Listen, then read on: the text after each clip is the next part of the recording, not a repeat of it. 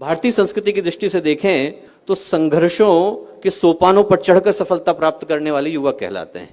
लाखों वर्षों तक कोयला घिसा जाता है तो हीरा बन पाता है, भट्टी में सोना तपा जाता है तो कुंदन बन पाता है, प्रकृति के प्रतिरोधों को सह सकने वाला बीज वृक्ष बन पाता है और धाराओं को चीरने वाला तैराक बन पाता है। जितनी भी परिभाषाएं हैं, जितने भी उदाहरण हैं, वो सारे के सारे युवा व्यक्तित्व के, युवा सोच के, युवा चिंतन के उदाहरण हैं। संघर्षों को सौभाग्य की तरह वर्ण करने वाले युवा कहलाते हैं, क्योंकि हमारे देश में युवा उम्र से नहीं दृष्टिकोण से तौले जाते हैं। हमारा देश अद्भुत देश, जिनका जीवन ठहर गया है, जिनका उत्साह ठंडा पड़ गया है, जिनके अंदर क्रांति की संभावनाएं जन्म नहीं लेती, जिनके मन में समाज को बदलने की, संस्कृति को उठाने की, राष्ट्र को बढ़ाने की सोच करवटें नहीं बदलती, जिनकी रगों में उमंग का, उत्साह का, उल्लास का उबाला नहीं आता, जिनके हृदय में दुखियों को, पीड़ितों को देखकर दया नहीं आती, करुणा नहीं आती, वो 18 के हों, 20 के हों, 22 के हों, फर्क नहीं पड़ता, उनका यौवन चला गया है, जवानी खो चुके हैं, वो लोग बूढ़े हो चुके हैं। और वहीं पर यदि व्यक्ति 60 का है, 80 का है, 90 का है, 120 का है, यदि उसके मन में राष्ट्र के निर्माण की, संस्कृति के उत्थान की, यौगिक उत्कर्ष की बात आती है, तो हमारी दृष्टि में युवा है, क्योंकि हमारा देश उमंग से, उत्साह से, उल्लास से ओतप्रोत युवाओं का देश। एक ऐसा देश है जहां पर 89 वर्ष की उम्र में गोस्वामी तुलसीदास रामचरितमानस लिखने के लिए बैठते हैं। एक ऐसा देश है जहां पर 120 की उम्र में तैलंग स्वामी दीक्षा ग्रहण करते हैं, 118 की उम्र में नागार्जुन समाधि की यात्रा पर निकलते हैं, और 4 वर्ष के ध्रुव, नचिकेता, प्रहलाद, लिस्ट एकदम इनॉर्मस है, उपमन्यु, दालक, श्वेतकेतु, अष्टावक्र, ये सब जन्म से योग का ज्ञान लेकर के आते हैं। क्योंकि हमारे देश में युवा होने का मतलब उम्र की निर्धारित कैटेगरी में होना नहीं होता। हमारे देश में युवा होने का मतलब राष्ट्र के प्रति, समाज के प्रति, संस्कृति के प्रति सही जज्बे का और सही जोश का होना होता है।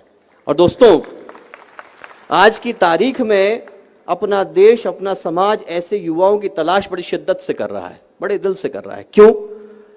क्योंकि आज की परिस्थितियां बड़ी भीषण और भयावह हैं। कहने को कोई महाभारत का रण नहीं सजा है, कहीं कोई देवासुर संग्राम नहीं हो रहा है, कहीं कोई कुरुक्षेत्र में पांचजन्य नहीं बजा रहा है, कहीं कोई रावण, कहीं कोई दुर्योधन, कहीं कोई महिषासुर त्रिलोक पर कब्जा करके नहीं बैठ गया है। पर आज की तारीख में जो भीषण परिस्थितियां हैं, उसमें देवासुर संग्राम भी इंसान के मन के भीतर है और कुरुक्षेत्र भी इंसान के मन के भीतर है। जितनी चीख चिल्लाहट, जितनी घबराहट, छटपटाहट, हाय हत्या, मारकाट आदमी के मन के भीतर चल रही है, उतनी तो कुरुक्षेत्र के मैदान पर भी नहीं थी। आज का इंसान आलीशान मकान लेकर के बैठा है, करोड़ों के ढेर लेकर के बैठा है, सुख सुविधाओं के अंबार लेकर के बैठा है, पर भावनात्मक रूप से तो रिक्तता लेकर के बैठा है। 9 मंजिल का मकान बना करके बैठा है, पर परिवार को तो भुला करके बैठा है। चंद्रमा पर जाने का यान बना करके बैठा है, पर मां को तो भुला करके बैठा है। महंगे अस्पताल लेकर के बैठा है, पर सेहत तो गंवा करके बैठा है। यूएस की डिग्री लेकर के बैठा है, पर कॉमन सेंस तो भुला करके बैठा है। और सबसे बड़ी बात कि जनसंख्या बढ़ा करके बैठा है, पर मानवता को तो गंवा करके बैठा है। तो दोस्तों, यदि ये सब कुछ ऐसा ही चलता रहा जैसा आज हम देख रहे हैं, तो हम अपने बच्चों के लिए शमशान घाट छोड़ करके जा रहे होंगे। हमारे बच्चे हमें कभी माफ नहीं करेंगे। इस दुनिया को बदलने की आवश्यकता है। इस दुनिया को बदलने के लिए ऐसे व्यक्तित्वों की आवश्यकता है जिनका जीवन उन प्रकाश स्तंभों की तरह से हो जो भटकते राहियों को दिशा दिखा सके, जिनका जीवन उन टिमटिमाते दीपों की तरह से हो जो घटाटोप अंधियारे से लड़ने का साहस रखते हो, जिनका जीवन उन नींव के पत्थरों की तरह से हो जो अपने कंधों पर इमारतों को उठाने का दम रखते हो, जिनका जीवन उन नाव के मस्तूलों की तरह से हो जो धाराओं को चीरने का साहस रखते हो, जिनका जीवन पूज्य गुरुदेव की तरह से हो, एक ऐसे व्यक्ति की तरह से हो जिनने अपने जीवन के 58 वर्ष किसी से मुलाकात नहीं करी और बाकी के 22 वर्षों में 3400 किताबें लिखी और सारी की सारी फ्री अवेलेबल करा दी, कोई ले जाए उसे, no copyright, anyone can have it. इस तरीके के व्यक्तित्वों की तरह से हो जो लाखों करोड़ों को दिशा दिखाने का साहस रखते हो। मेरी दृष्टि में युवा होने की यही परिभाषा है।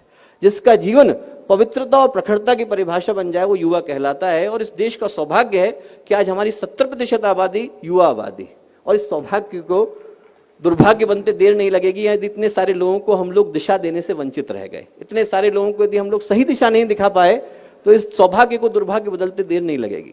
तो दोस्तों, जो युवाओं का यौवन है, उनकी संघर्षों से लड़ने की क्षमता है, वो धारा है। हिंदी में हम लोग कहते हैं दिशा धारा, वो धारा है। और उसके जीवन को सही दिशा देने का नाम योग का है। उनके अंदर का जो उद्दाम है वो उनके जीवन की धारा है, और उसको समग्रता, संतुलन, स्वाभिमान देने का काम योग का है। योग का अर्थ शारीरिक सौष्ठव से नहीं है, अदरवाइज हर जिम्नास्ट जो है वो योगी कहलाता। पतंजलि योग सूत्र की रचना कोई सर्कस का कलाकार करता। योग का सच्चा अर्थ योगस्य चित्तवृत्ति निरोधा से है, जिसका अर्थ आदमी को मन की चंचलताओं का ठहर जाना है। योग का सच्चा अर्थ समत्वम योग उच्चते से है, जिसका अर्थ व्यक्तित्व के सभी आयामों का संतुलित हो जाना है। और योग का सच्चा अर्थ योग कर्मसु कौशलम से है, जिसका अर्थ मानवीय संभावनाओं के शिखर पर पहुंच जाना है। तो जब बात युवा योग की है तो मैं यही प्रार्थना करूंगा कि इस कार्यक्रम की जब परिणति हो, जब हम लोग अंतर्राष्ट्रीय योग दिवस मना रहे हो, तो उसका जो शुभ परिणाम इस रूप में निकल करके आएगा, यदि इस देश को भगत सिंह की तरह के योगी मिलेंगे, सुभाष चंद्र बोस की तरह के योगी मिलेंगे, स्वामी विवेकानंद की तरह के योगी मिलेंगे, उनने योग किया हो न किया हो, यदि उनके मन में भारतीयता की भावना थी, समाज को बदलने की भावना थी, तो मेरी दृष्टि में योगी थे, और ऐसे योगी निकल करके आएंगे तो इस देश का, इस समाज का, इस राष्ट्र का भविष्य बिल्कुल नया होगा, नूतन होगा और मंगलकारी होगा। बहुत बहुत शुभकामनाएं, बहुत बहुत मंगल।